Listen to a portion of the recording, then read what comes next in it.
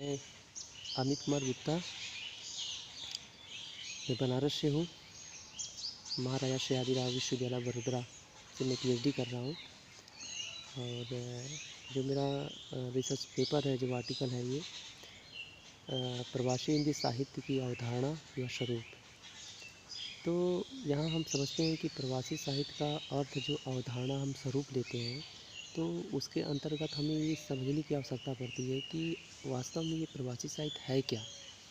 प्रवासी साहित्य कहाँ से आया है, क्यों प्रवासी साहित्य, जितने भी लेखक हैं विदेश में गए, काम करने के लिए गए, और गिरमिटिया मजदूर, तमाम ऐसी बातें हैं जो कि प्रत्येक भारतीय लेखक विदेश में जाके बस जा रहे हैं और वहाँ पर हिंदी लेखन का कार्य कर रहे हैं।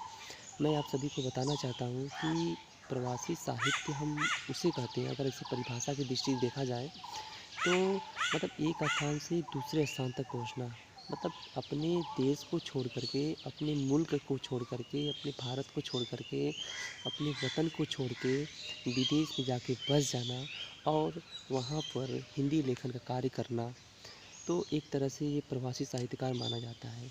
और कभी कभी ऐसा प्रश्न आता है कि अप्रवासी साहित्यकार किसे कहते हैं, प्रवासी साहित्यकार किसे कहते हैं। तो ये सब तमाम प्रश्न हैं। इस प्रश्न को ज़्यादा गंभीरता से नहीं लेना चाहिए, लेकिन फिर भी इन सब प्रश्नों को, छोटी छोटी प्रश्नों को मुझे माइंड में रखना चाहिए। जो विदेश में ऑलरेडी पहले से रह रहे हैं, जो विदेश में पहले से ही वो अपना हिंदी लेखन पे कार्य कर रहे हैं, उसे अप्रवासी साहित्यकार माना जाता है। जैसे देखिए रामदेव धुरंधर जो मॉरिशस के हैं, जो बहुत बड़े साहित्यकार माने जाते हैं। अभिमन्यु अनंत हैं, वो भी मॉरिशस के साहित्यकार हैं, तो भी अपने आप में ये अप्रवासी साहित्यकार माने जाते हैं। और यहाँ पर ये देखा जाता है कि आज हमारे भारत के जितने भी युवा लेखक हैं, जितने भी शिक्षक हैं, अध्यापक हैं, सब विदेश में जाकर काम करना, विदेश में जाकर के छोटी बड़ी संस्थाओं में जॉब करना, तो ये भारत सरकार के माध्यम से वहाँ भेजा जाता है। और वहाँ पर जाने के बाद वो हिंदी के क्षेत्र में काम कर रहे हैं।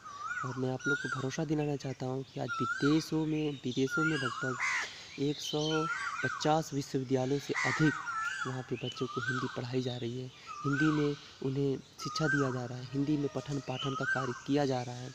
तो इस तरीके से हमें ये भारतीय लोगों को ये गर्व होना चाहिए कि हमारे भारतीय जितने प्रवासी लेखक हैं वो विदेश में जा कर के हिंदी लेखन पे कार्य कर रहे हैं। और वहाँ पर रह कर के हिंदी का जो प्रभाव है वो अलग अलग देशों में, अलग अलग विदेशों में और बड़ी ही निश्चिलतापूर्वक कर रहे हैं वहाँ पर। यहाँ तक कि वहाँ पर अमेरिका हो गया, फिजी हो गया, सूरीनाम हो गया, इंग्लैंड, तमाम ऐसे देश हैं जो भारतीय संस्कृति को अपनाकर वहाँ पर प्रत्येक छोटी बड़ी संस्थाओं में हिंदी पे बोल रहे हैं, हिंदी में भाषा का प्रयोग कर रहे हैं और हिंदी में और वादन भी कर रहे हैं, हिंदी में सेमिनार हो रहे हैं, हिंदी में काव्य गोष्ठियाँ भी हो रही है। तमाम ऐसी चीज़ें हैं जो वहाँ पर हिंदी का वर्चस्व आज भी बढ़ रहा है। अभी डॉक्टर पद्मेश गुप्त जो ब्रिटेन में रहते हैं, उन्होंने प्रवासी पुत्र एक काव्य संग्रह उनका है, उसमें वो साफ साफ कहते हैं कि मैं नहीं जानता। देखिए सबसे बड़ी बात यह है कि डॉक्टर पद्मेश गुप्त कृत जो प्रवासी पुत्र है, उनका एक काव्य संग्रह है, उसमें वो साफ साफ कहते हैं कि मैं नहीं जानता किस पथ पे जा रहा हूँ, लेकिन तुम तक पहुँचूँगा ज़रूर। तो ये प्रवासियों का दर्द है। ये समझिए कि जितने भारतीय लेखक हुए हैं और जितने लोग विदेश में जाकर के हिंदी लेखन के कार्य कर रहे हैं, चाहे वो पहले हो, चाहे वो आज हो, और आज की तुलना में बहुत बड़े पैमाने या स्तर पर हिंदी का काम किया जा रहा है। यहाँ तक कि उनके पद्मेश जी के जो पिताजी हैं, दाऊजी गुप्त, वो भी वहाँ पर कई वर्षों तक रहे और लगातार वहाँ पर हिंदी के क्षेत्र पे काम कर रहे हैं। और इस तरीके से जो भी प्रभाव है वहाँ पर देखने को मिल रहा है। और सबसे बड़ी बात यह है कि मैं एमफिल में भी प्रवासी साहित्य पे काम किया था। डॉक्टर पद्मेश गुप्त कृत प्रवासी पुत्र का प्रतिपाद्य, ये मेरा विषय रहा है एमफिल का। उसके बाद जब मैं PhD MS university Baroda Gujarat से करने लगा, तो वो भी मेरा प्रवासी का टॉपिक है ये टॉपिक है कि प्रवासी हिंदी साहित्यकार रामदेव धुरंधर के उपन्यासों में भारतीय संस्कृति एवं परिवेश बोध। तो ये मेरा टॉपिक है। तो एक तरीके से देखा जाए तो प्रवासी पे काम करना चाहिए, लोगों का रुझान होना चाहिए कि वास्तव में प्रवासी है क्या और प्रवासी को किस किस दायरे में रखते हैं।